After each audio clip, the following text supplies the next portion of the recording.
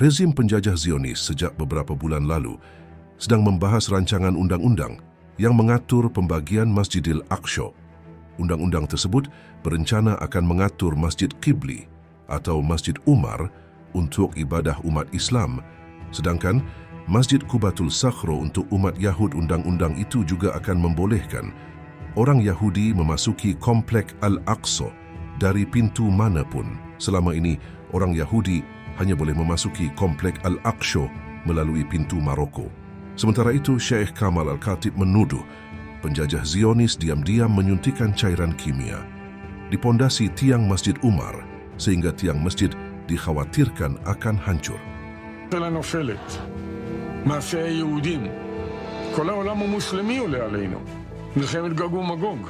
There is some kind of a plan to destroy the Al-Aqsa Mosque, the building, and replace it by the Jewish temple.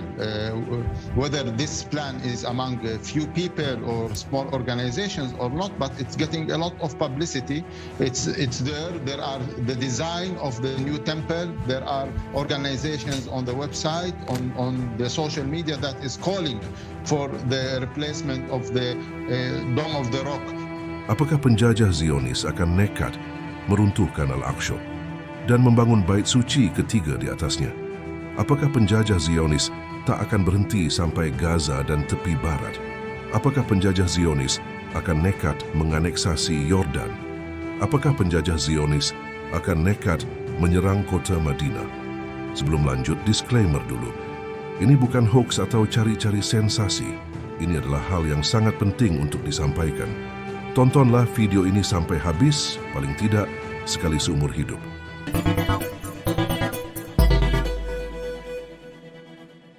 Suatu saat cepat atau lambat, Zionis akan meruntuhkan Al-Aqsa kemudian menyerang Madinah. Hal ini berdasarkan hadis Rasulullah Muhammad SAW berikut ini. Telah menceritakan kepada kami, Abbas Al-Ambari berkata, telah menceritakan kepada kami, Hashim Ibnul Qasim berkata, telah menceritakan kepada kami Abdurrahman bin Sabit bin Sauban dari bapaknya, dari Mahul, dari Jubair bin Nufair, dari Malik bin Yukhamir, dari Mu'az bin Jabal. Ia berkata, Rasulullah SAW bersabda, dibangunnya Baitul Maqdis adalah tanda diserangnya Yatsrib atau Madinah, dan diserangnya Madinah adalah tanda terjadinya peperangan besar atau Malhamah Al-Kubro, dan Malhamah adalah tanda bakal dibukanya kota Konstantinopel. Dan pembukaan kota Konstantinopel adalah tanda keluarnya Dajjal. Kemudian Nabi menepuk-nepuk paha orang yang beliau ceritakan tentang hadis tersebut, atau dalam riwayat lain, pundaknya. Kemudian Nabi bersabda, semua ini adalah sesuatu yang benar bakal terjadi. Sebagaimana engkau Mu'adz bin Jabal sekarang berada di sini adalah sesuatu yang benar. Hadis riwayat Abu Daud nomor 3, 1742 atau 4294. Ada sebagian orang yang menerjemahkan perkataan Umronu Baitul Maqdis, artinya adalah ramainya Baitul Maqdis atau dimakmurkannya Baitul Maqdis. Ada juga yang mengartikan Masjidil Aqsa akan dipugar, direnovasi. Ada juga yang mengartikan akan dibangun gedung-gedung hotel di sekitarnya. Sebagaimana Masjidil Haram di Mekkah dikelilingi oleh hotel-hotel dan gedung-gedung pencakar langit. Namun kami lebih cenderung arti Umronu Baitul Maqdis adalah akan dibangunnya Baitul Maqdis. Namun, perkataan orang Yahudi sejauh ini tak ada yang terlihat ingin membangun hotel di sekitar Baitul Maqdis. Yang ada justru mereka merindukan suasana dahulu di zaman Nabi Sulaiman dan Nabi Daud. Mereka ingin membangun kembali kuil Solomon, karena setiap sudut di kompleks Masjidil Aqsa syarat dengan situs-situs bersejarah. Tapi Masjidil Aqsa sendiri telah ada bangunannya, yaitu Masjid Umar dan Qubatul Sakhro, tempat batu pijakan Rasulullah ketika melaksanakan Isra Mi'raj. Lalu apa maksud akan dibangun Baitul Maqdis? Apa yang belum ada bangunannya dan akan dibangun di situ? Maka kami yakin bahwa yang dimaksud Umronu Baitul Maqdis adalah dibangunnya bait suci Yahudi di atas Masjidil Aqsa. Mengapa kami yakin begitu? Mari kita renungkan sejenak. Andai maksud Umronu Baitul Maqdis adalah renovasi menjadi lebih indah atau seluruh komplek Bukit Moria, Haram Asy Syarif dijadikan lebih bagus dengan taman-taman dan hotel-hotel mewah untuk menampung peziarah. Lalu apa? Nyambung dengan kalimat selanjutnya, bahwa hal ini menjadi pertanda akan diperanginya Madinah. Rasanya agak janggal membayangkan Baitul Maqdis direnovasi, semua happy, semua damai. Tiba-tiba hal itu menjadi pertanda diserangnya Madinah. Tidak mungkin penjajah Zionis mau merenovasi Baitul Maqdis. Jangankan merenovasi masjid, saat ini penjajah Zionis sedang memerangi bangsa Palestina dan telah menghancurkan 70 masjid di Gaza, sekolah, rumah sakit, dan sekarang sedang menyerang tepi barat. Maka sungguh tidak masuk akal jika renovasi Masjidil Aqsa membawa rentetan Khorobu Yatsrib atau puing reruntuhan kota Madinah adalah awal dari terjadinya peperangan besar Malhamah. Apakah mungkin terjadi Malhamah Kubro Perang Dunia Ketiga? Setelah semua damai, happy merenovasi Masjidil Aqsa, jangan salah. Perlu diperhatikan di sini bahwa yang menyerang Madinah bukanlah Dajjal, karena Dajjal telah ditetapkan tak bisa menguasai Mekah dan Madinah. Sebagaimana hadis berikut ini dari Anas bin Malik berkata, Nabi SAW bersabda, tiada suatu negeri melainkan akan didatangi oleh Dajjal kecuali Makkah dan Madinah. Tiada suatu dari pintu-pintunya dari kedua kota itu melainkan dijaga oleh malaikat yang berbaris. Kemudian Madinah bergerak 3 kali. Maka keluarlah dari Madinah orang kafir dan munafik. Hadis Sahih, riwayat Bukhari dan Muslim dalam kitab Al-Lu'lu' wal Marjan, jilid 2, nomor 1860. Dalam hadis lain, saat Tamim Ad-Dari bertemu Dajjal dan Jasasah di sebuah pulau di Laut Yaman, maka Dajjal berkata, aku adalah Al-Masihud Dajjal dan sesungguhnya aku hampir saja diizinkan untuk keluar. Maka aku akan keluar dan berjalan di muka bumi dan tidak ada satu pun negeri kecuali aku. Akan memasukinya dalam waktu 40 malam selain Mekah dan Thaibah atau Madinah. Kedua negeri itu terlarang bagiku. Setiap kali aku ingin memasuki salah satu dari negeri itu, maka aku dihadang oleh malaikat yang di tangannya ada pedang berkilau dan sangat tajam untuk menghambatku dari kedua negeri tersebut.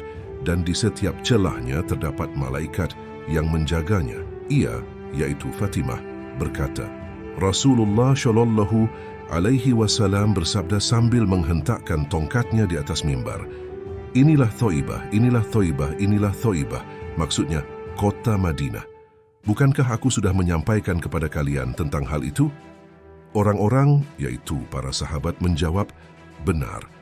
Hadis Sahih, riwayat Muslim, nomor 5235.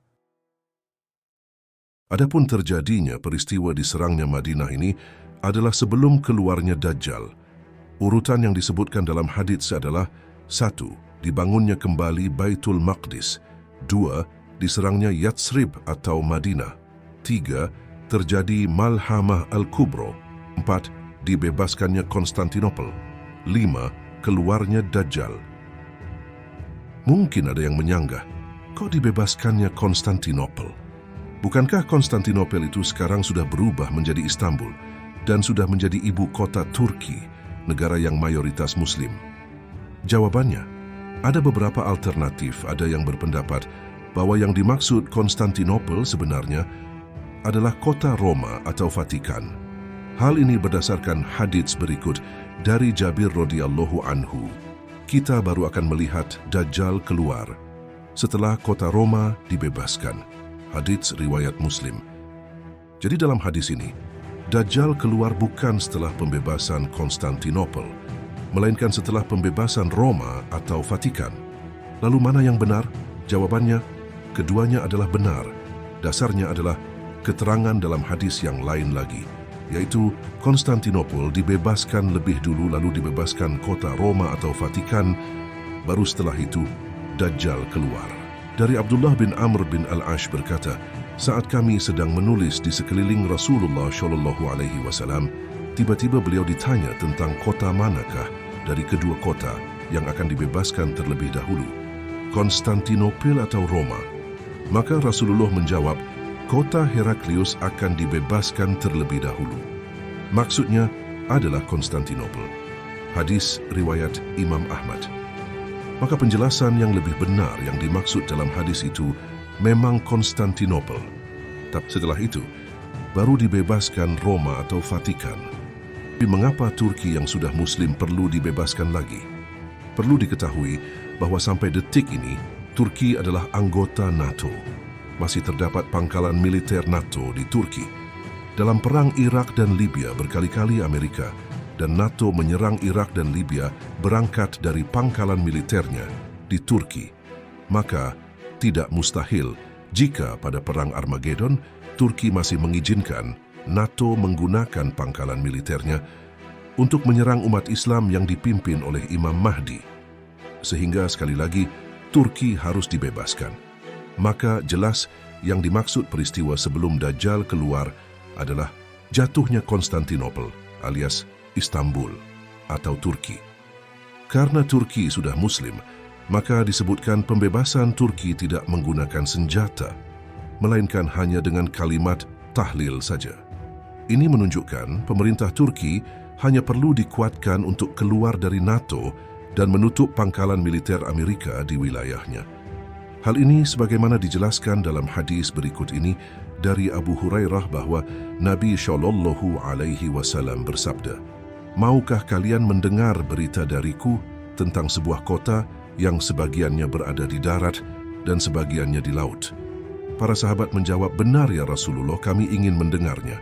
Nabi berkata, "Tidak akan datang hari kiamat sebelum kalian berperang untuk Dajjal dan 70.000 orang Bani Ishaq, yaitu Yahudi. Ketika mereka Muslimin datang menaklukkan kota itu, mereka mendudukinya dan mereka tidak memeranginya dengan senjata. Mereka hanya meneriakkan, 'La ilaha illallah wallahu akbar.' Lalu jatuhlah kota yang ada di laut. Kemudian mereka mengucapkan untuk kedua kalinya, 'La ilaha illallah wallahu akbar.' Dan jatuhlah sebagian lainnya. Lalu mereka mengucapkan untuk ketiga kalinya, 'La ilaha illallah wallahu akbar.' Maka terbebaskanlah seluruh kota itu. Kemudian mereka memasukinya dan mengambil harta rampasan. Ketika mereka sedang membagi-bagikan harta rampasan, tiba-tiba terdengar suara keras, 'Dajjal telah keluar.'